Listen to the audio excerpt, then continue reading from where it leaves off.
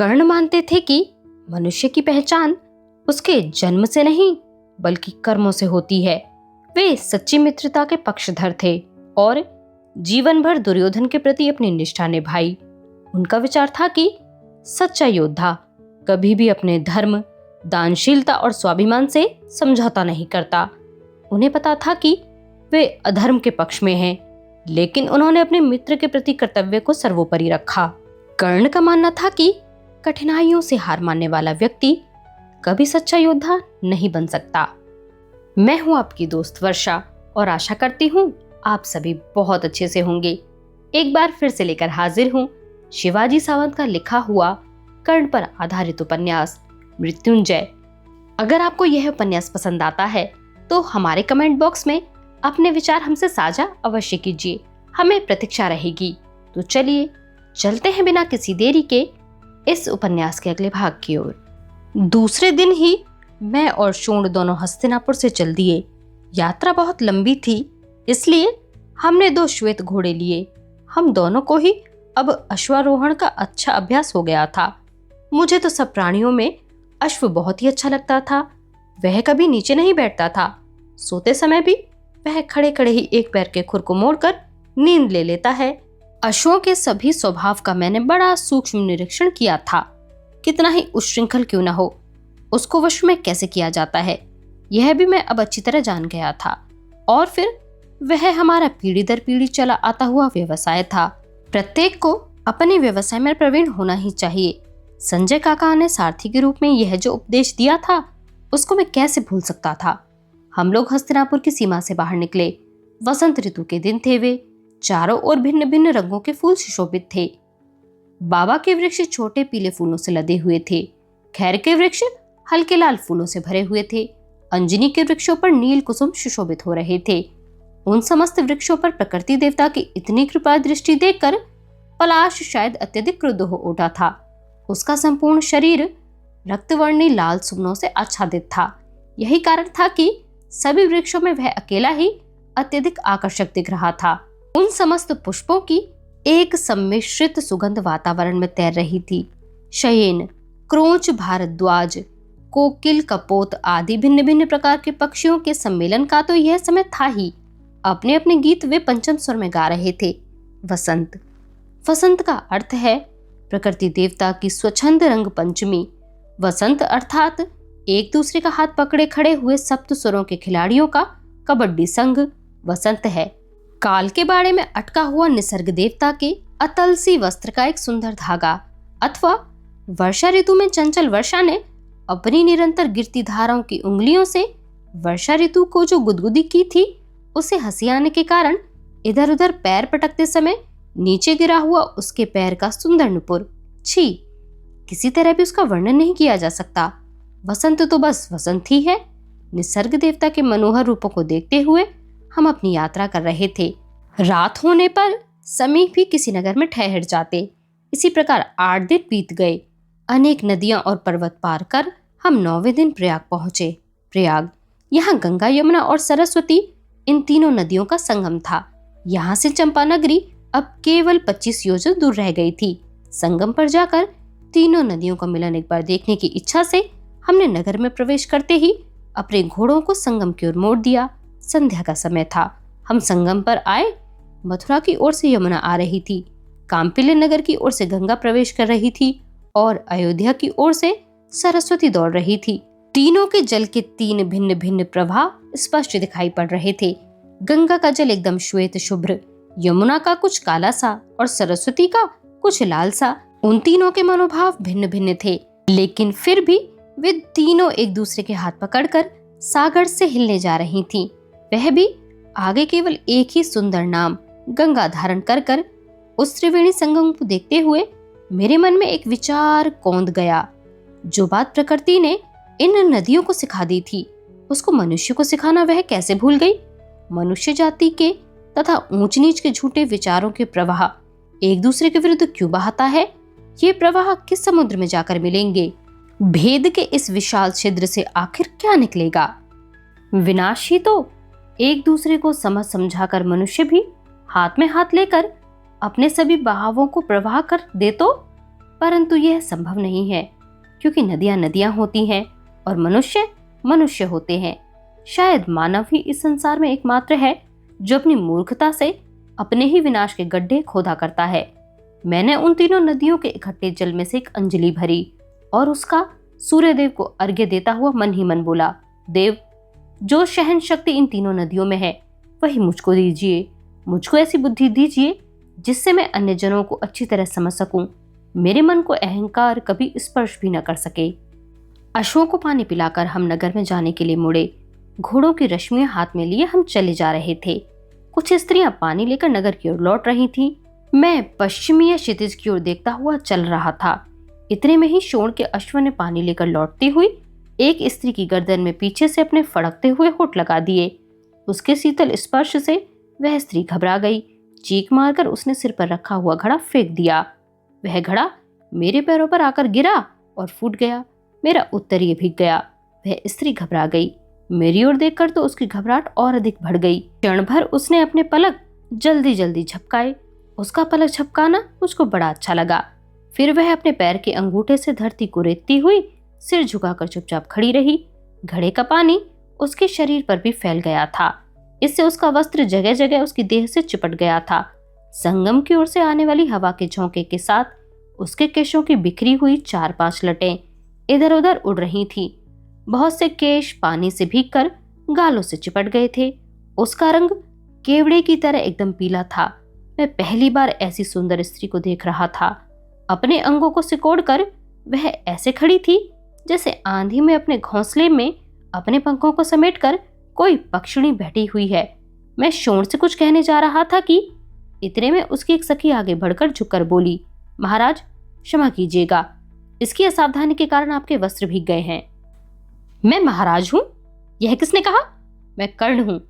मेरे भाई की इस शोण की लापरवाही के कारण आपका घड़ा फूट गया है, इसलिए मुझे को आपसे माफी मांगनी चाहिए। मैंने कहा, नहीं, परंतु आप तो महाराज जैसे दिखाई पड़ते हैं।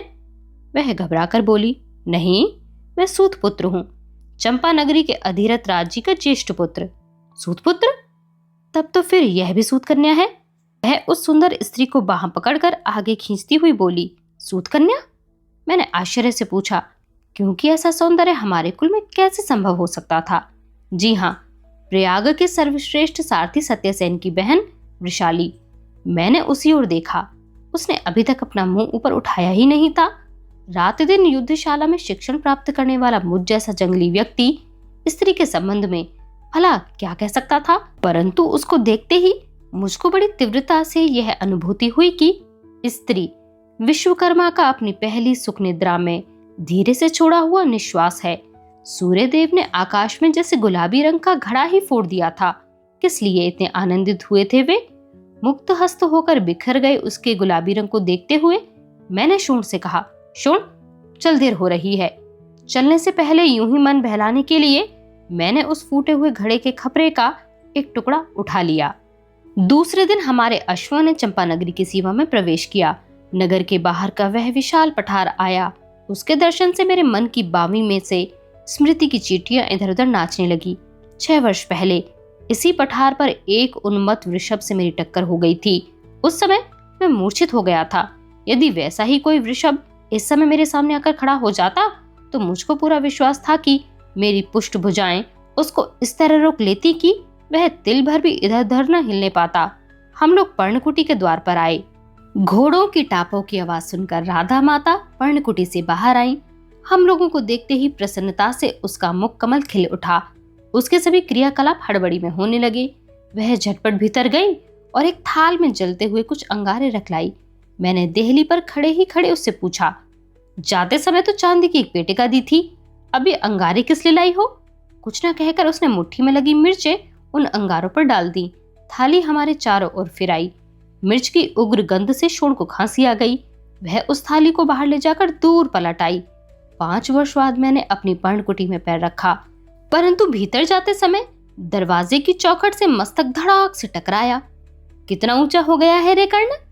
राधा माता आश्चर्य से बोली। कर्ण नहीं, वसु, मैंने उसके चरण छूते हुए कहा। उसने झटपट उठाकर मुझे छाती से लगा लिया। कानों के कुंडलों को वह बार बार हाथ से टटोल कर देख रही थी। उसकी आंखों में अश्रु तैर गए। अंत में अंशुक की छोर को अपनी आंखों से लगाते हुए उसने मुझसे पूछ ही लिया, गंगा के पानी में तो कभी नहीं गया था ना? यह सब अब शोण से ही पूछ लेना। मैंने उसके चरणों पर सिर रख दिया। मेरे जीवन का वही एकमात्र पवित्र प्रयाग था। वही मेरी गंगा, यमुना और सरस्वती थी। मेरी पर्णकुटी ही मेरा मंदिर था। 15 दिन चंपा नगरी में रहकर हम लोग हस्तिनापुर को लौटे, परंतु युद्धशाला में एक चिड़िया तक नहीं थी। चारों ओर शांति थी, लेकिन सब कुछ उजड़ा हुआ सा लग रहा था।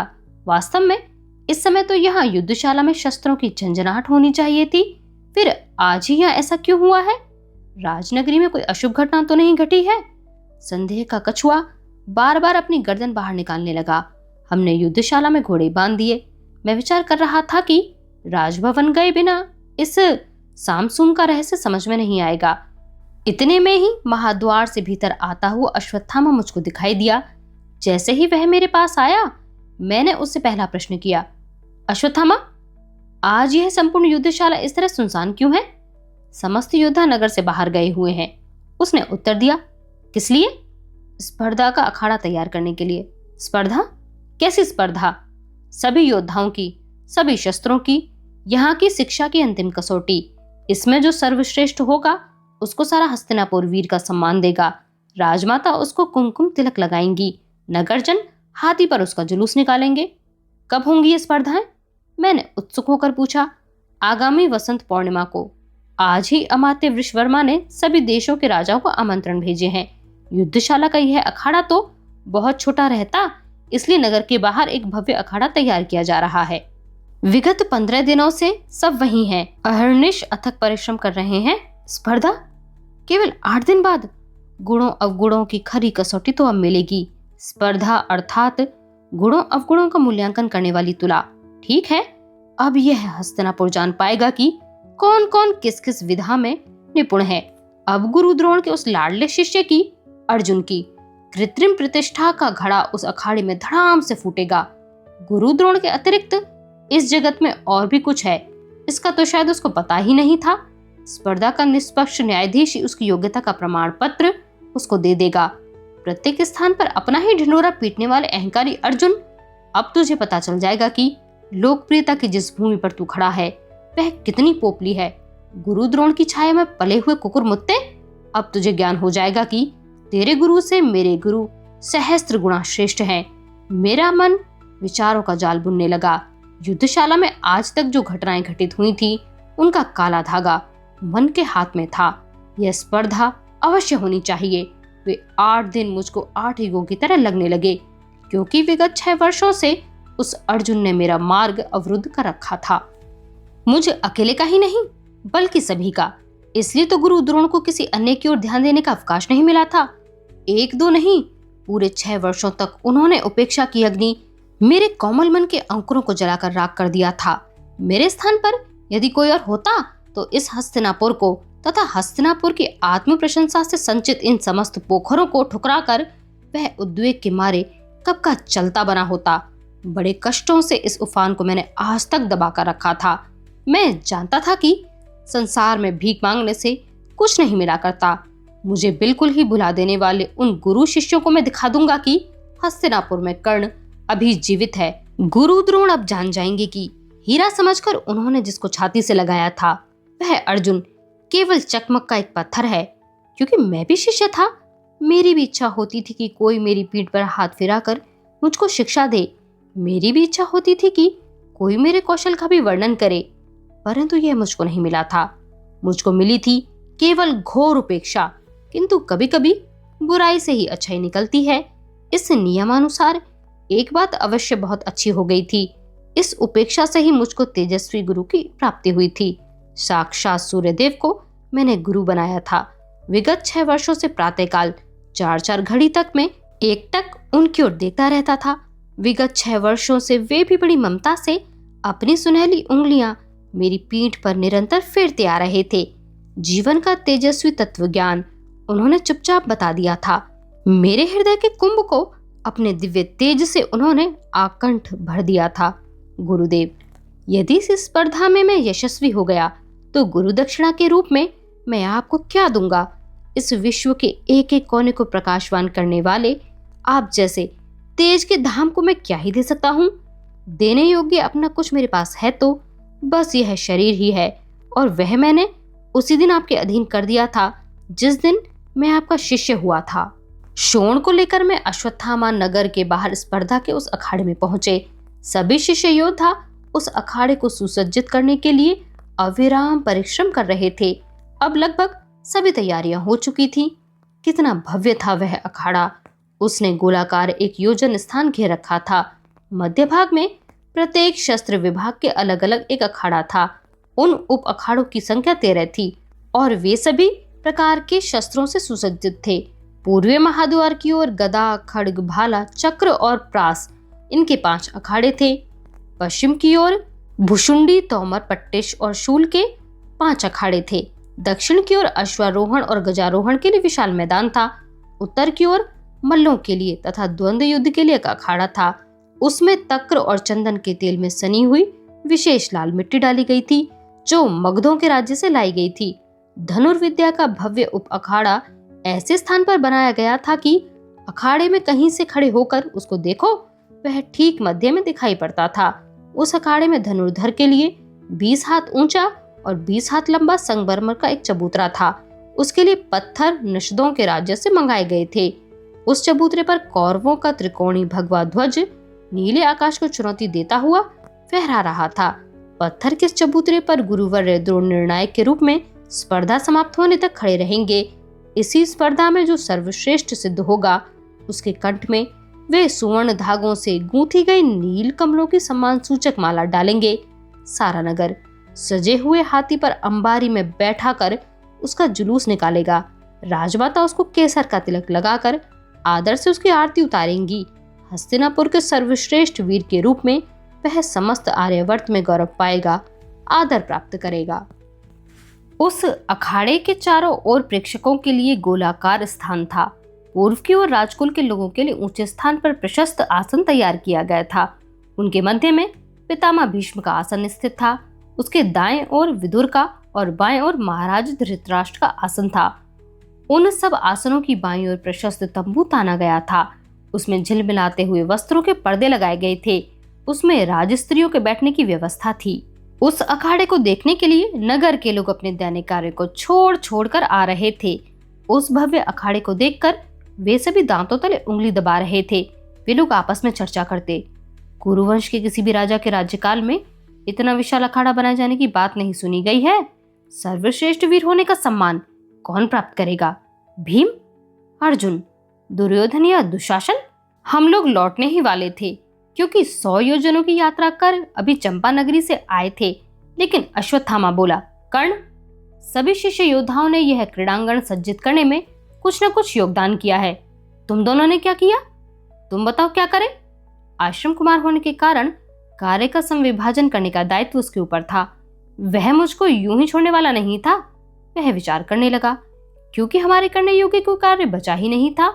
एक सेवक एक अतलसी वस्त्र को लपेटकर बगल में दबाए सामने से भीतर जा रहा था। अश्वत्थामा ने उसको बुलाकर कहा, क्यों रे, तेरी बगल में यह क्या है? इधर ला, इन दोनों को कुछ तो काम दे। उसकी बगल से वह पोटली अश्वत्थामा ने खींच ली। उसके दोनों छोर हाथ में पकड़कर उसको सीधा किया। वह कौरवों का राज चिन्ह था। एक बहुमूल्य अतलसी वस्त्र पर सुनहले जरी के धागों द्वारा बुनी हुई सूर्यदेव की आकृति थी। आनंद से मेरी आंखें चमकने लगी। उस राज चिन्ह को मेरे हाथ में देता हुआ अश्वत्थामा बोला, कर्ण, जाओ, मध्य में स्थित उस पत्थर के चबूतरे पर खड़े हुए लकड़ी के आसन में इसको लगा आओ। उस राज चिन्ह को हाथ में लेकर मैं पत्थर के चबूतरे पर आया। लकड़ी के आसन में पूर्वाभिमुख करके मैंने उसको लगाया। मेरे लगाए हुए उस गौरवशाली राज चिन्ह को शोण ने फूलों की एक माला पहना दी। अंत में वासंतिक पूर्णिमा का वह निर्धारित दिन भी आ गया। संपूर्ण हस्तिनापुर आमंत्रितों से खचाखच भर गया। वह दिन सभी योद्धाओं की कसौटी का दिन था। स्पर्धा में भाग लेने वाले प्रत्येक शिष्य योद्धा को अपने गुरु का आशीर्वाद लेकर ही अखाड़े में उतरना चाहिए था। लेकिन मैं क्या कर सकता था, क्योंकि उस दिन आकाश प्रातःकाल से ही अकस्मात भूरे रंग के बादलों से आच्छादित हो गया था। इससे मेरा मन नितांत खिन्न हो गया। उस दिन ब्रह्म मुहूर्त में उठकर मैं 2 घड़ी तक गंगा के पानी में अपने दिव्य गुरु के केवल एक बार दर्शन पाने की आशा से सांस रोके खड़ा रहा था। परंतु उनके और मेरे बीच दुष्ट बादलों की घनीभूत पट्टी बड़ी निर्दयता से आकर खड़ी हो गई थी। सचमुच ही जैसे कि बचपन में शोर से कहा करता था, यदि मैं गरुड़ होता तो क्षण भर में ही अपने प्रबल पंखों की सहायता से एक बहुत ऊंची उड़ान भरता और अपने तीक्ष्ण नोक वाले नखों से उन निर्दय बादलों के पेट फाड़ देता। उस फटन में से गुरु का एक हाथ तो बाहर आ ही जाता। वे बड़े प्रेम से उसको मेरी पीठ पर फेरते, लेकिन यह संभव नहीं था। कभी कभी मनुष्य पशु पक्षियों से भी अधिक विवश और असहाय हो जाता है। प्रातःकाल की 3 घड़ियां बीत गई। आकाश ज्यों का त्यों था। गंगा के किनारे बालू में खड़ा हुआ शोण मेरी प्रतीक्षा कर रहा था। मैं पानी में खड़ा था। वह भूलकर भी मुझको पुकार नहीं सकता था। मैं यदि दिन भर पानी में खड़ा रहता तो वह भी दिन भर उसी तरह किनारे पर खड़ा रहता। मैं अब अधिक देर तक नहीं रुक सकता था। अंत में विवश होकर मैंने आंखें बंद कर ली। प्रयत्न करने पर भी सदैव की भांति परिचित तेज के कण आंखों के आगे उपस्थित नहीं हुए। ऐसा क्यों हुआ था? यह कोई अशुभ लक्षण तो नहीं था? छी, मन तो पागल होता है। वह सदैव ही अनचाही शंका कुशंकाओं करता रहता है। मैंने नित्य की भांति हाथ जोड़े और मन ही मन कहा, देव, ठीक है, आज ही आप मेरे ऊपर इतने क्रुद्ध क्यों हैं? आज मुझको आशीर्वाद दीजिए। आज आप देखेंगे कि लोग नगर के सर्वश्रेष्ठ वीर के रूप में मेरा गौरव करेंगे। एक अंजलि का अर्घ्य उनको अर्पण किया और मैं मुड़ा। मन में एक अजीब सी बेचैनी थी। किनारे पर शोण मेरी ही प्रतीक्षा कर रहा था। अखाड़े की ओर जाने के लिए वह अत्यधिक उतावला हो रहा था, परंतु मेरी ओर देखते ही उसके भाल पर एक क्षीण सी सिकुड़न पड़ गई। मुझको वह तत्क्षण खटकी। इसलिए मैंने उससे पूछा, क्या हुआ शोण, तेरे माथे पर आज यह सिकुड़न क्यों है? वह चुप रहा, लेकिन उसका मन मुझसे सहन नहीं हुआ। उसके पुष्ट कंधों को दोनों हाथों से पकड़कर झकझोरता हुआ मैं चिल्लाया, शोण, अरे तू इस तरह चुप क्यों है? वह कोई उत्तर न देकर आंखें फाड़कर मेरे कानों की ओर केवल देखता रहा। दूसरे ही क्षण उसकी आंखें निस्तेज दिखाई देने लगीं। उसका इस प्रकार विचित्र दृष्टि से देखना मुझे सहन नहीं हुआ। उसके मुख को दोनों हाथों में पकड़कर उसकी आंखों में गहराई से झांकते हुए मैंने अत्यंत व्याकुल होकर उसे पूछा, शोण, अपने भाई की इतनी सी बात भी तू नहीं मानेगा? कह दे शोण, ऐसा कौन सा प्राणघाती रहस्य है जिसको तू आज मुझसे भी छिपाना चाहता है? वह द्रवित हुआ। अपने गालों पर रखे हुए मेरे हाथों को अपने कांपते हाथों से कसकर पकड़ता हुआ वह बोला, भैया, आज तुम अखाड़े की ओर मत जाओ। तुम्हारे गुरु ने तुमको दर्शन नहीं दिए हैं, तुम लौट चलो। पागल, मेरे गुरु क्या मुझको नित्य दर्शन देते हैं? बरसात में तो 4-4 महीने तक वे न जाने कहाँ छिपे रहते हैं। लेकिन अब तो बरसात के दिन नहीं है, यह तो बसंत ऋतु का समय है। वे आज ही इस तरह मुख छिपा ले, इसका तो कोई कारण नहीं है ना। सही, मेरे गुरु का आशीर्वाद मुझको मिल गया है, यह मैं जानता हूँ। तू चल। उसके हाथ को पकड़कर मैंने उसको आगे धकेला। नहीं भैया, मैं तुमको नहीं जाने दूंगा। उसके स्वर में भय था। क्यों? आज हस्तिनापुर के सर्वश्रेष्ठ वीर का चुनाव होगा, यह तुझे मालूम नहीं है क्या? आज तो मुझको जाना ही चाहिए। नहीं नहीं, आज मत जाओ। उसने मेरे हाथ और कसकर पकड़ लिए। उसकी पकड़ थरथरा रही थी। शोण, बचपन की बालहट अब छोड़ दे। अवस्था के साथ साथ थोड़ा बदलना सीख। अब ध्यान रख, तू कर्ण का भाई है। मैंने जीवन में पहली ही बार उसको इतने कठोर शब्दों में चेतावनी दी थी। अपना मुख मेरी अंजलि से उसने निकाल लिया। 4 चरण दूर हटकर सिर झुकाकर वह बोला, मैं तुम्हारा भाई हूं। यह बात मैं कभी नहीं भूला हूं और न भूलूंगा। इसलिए मेरा मन मुझसे कह रहा है कि तुम आज अखाड़े की ओर मत जाओ, क्योंकि तुम्हारे कानों के कुंडल आज निस्तेज हो गए हैं। उनके चारों ओर काले काले वलय घिर आए हैं। उसके वे उद्गार पिघले शीशे की भांति मेरे कानों में घुसे। उस कथन को सुनकर मैं उदास हो गया। संदेह की असंख्य चींटियां मनरूपी घायल भुजंग को चारों ओर से काटने लगी।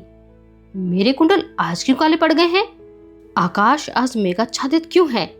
किस महान विनाश की पूर्व सूचना है यह? किस विष वृक्ष का बीज आज बोया जाएगा? इस कर्ण का क्या होगा? किस लिए मिले हैं ये कुंडल? क्या उपयोग होगा इनका? मैं भी इतनी अकड़ क्यों दिखा रहा हूँ? असंख्य प्रश्नों के जुगनू आंखों के आगे चमकने लगे। अंत में भीतर से एक ध्वनि आई। उसने मुझको धैर्य दिया। मैंने निश्चय कर लिया कि शोण का कहना ही ठीक है, लेकिन अखाड़े की ओर केवल जाने में क्या हानि है? मैंने खिन्न होकर उससे कहा, ठीक है शोण, मैं अखाड़े में नहीं उतरूंगा, लेकिन एक ही शर्त पर। मैं अखाड़े के बाहर महाद्वार में खड़ा रहूंगा। मेरे गुरु मुझको दर्शन दे देंगे, तभी मैं अखाड़े से उतरूंगा। शोण ने प्रसन्न होकर सिर हिलाकर सहमति प्रकट की। बालू रौंदते हुए हम लोग चलने लगे। राजनगरी के सभी मार्ग सुनसान थे। छोटे बच्चों से लेकर वृद्ध तक सभी अखाड़े की ओर चले गए थे। उस समय बाहर का कोई यात्री यदि आ जाता तो बताए जाने पर भी वह विश्वास न करता कि यह कौरवों की राजनगरी हस्तिनापुर है, क्योंकि नगर में एक भी व्यक्ति नहीं बचा था।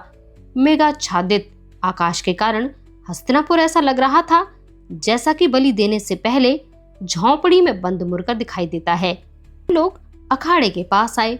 नगरजनों की तालियां और पुकारें सुनाई देने लगी। उनको सुनते ही मेरे शरीर का रक्त स्वयं ही वेग से गर्म होने लगा, परंतु उसका कोई उपयोग नहीं था। शोण को दिए वचन के अनुसार मैं अखाड़े के बाहर खड़ा रहने को विवश था। हम लोग अखाड़े के प्रवेश द्वार के पास आए। स्पर्धा बहुत पहले ही प्रारंभ हो चुकी थी। भीतर किसी ने प्रतिस्पर्धा पर शायद प्रेक्षणीय आक्रमण कर दिया था।